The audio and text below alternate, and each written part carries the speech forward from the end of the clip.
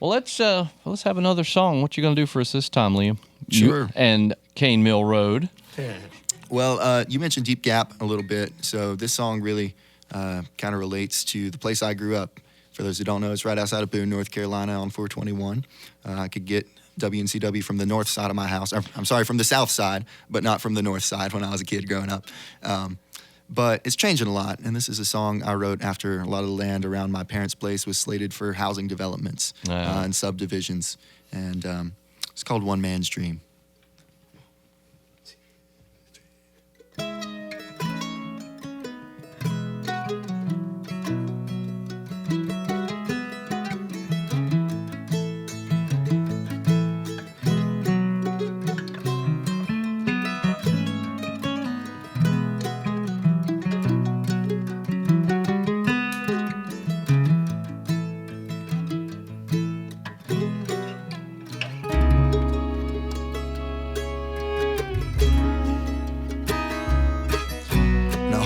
Was on a lonely hilltop, back road dead end made the world stop. I had an acre in Daddy's name, but 20 was my dream. And I'd work hard to get my wage before I ever came of age, dreaming about the day when that hollow belonged to me.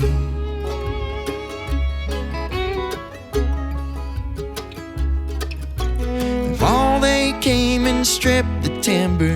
They had it cleared by mid-December. Watching from the window made a young man's heart grow hard. And by spring they'd built a dozen homes. Came time to make the road. Well, they got an easement and it ran through Daddy's yard. One man's dream's another man's dollar. Now they're tearing up the holler. 'Cause dreams don't spin, good land sells, and rich men get their way. No, it don't matter if you work harder. They've been playing the game for longer. Nothing much that I can do now to stand in the way.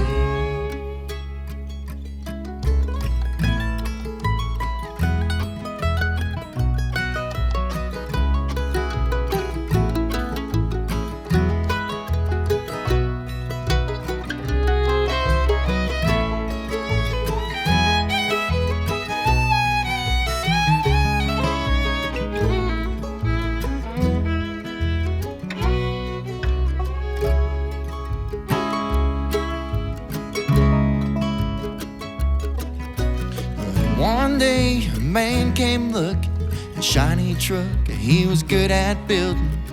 When he saw that valley, he saw a different shade of green.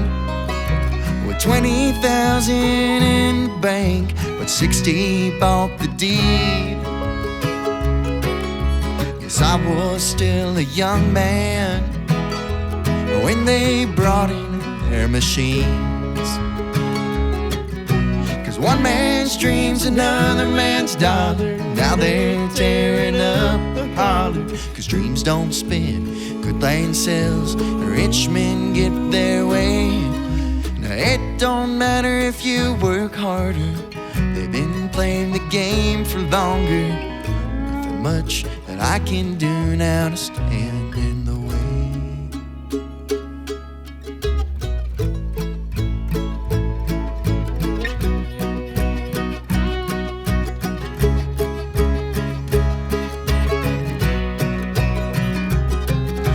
Was I too slow and missed my chances? Or did my prayers just go unanswered? Is progress on its march and I'm just in the way?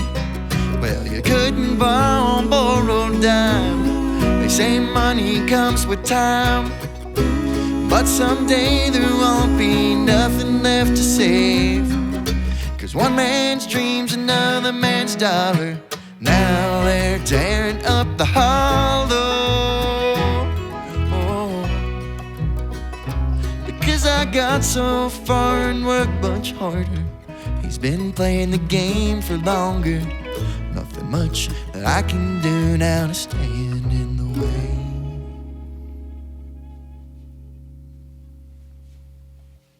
Liam Purcell and Camille Road here in Studio B at WNCW. Another song that I'm sure a lot of folks can relate to, particularly folks who live rurally and have seen the changes come about.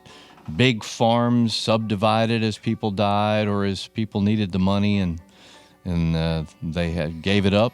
And so, yeah, Absolutely. a little melancholy, but that was a brilliantly written song, I think. Thank you, man. And you know, it's a gorgeous place, and we're glad people want to be there. And you know, I love Boone and everything, but sometimes good things and progress comes at a cost that's hard to think about in hindsight. So. I've been noticing, like we discussed at the outset, it's been a few years since you were here, probably 5 or 6 years or so. There's something different about your singing, and I can't put my finger right on it. And it's not like your voice changed. Your voice had already changed, you know, the last time you were here. But there's just something different. Maybe have you worked to? Let's see if I can put this the right way.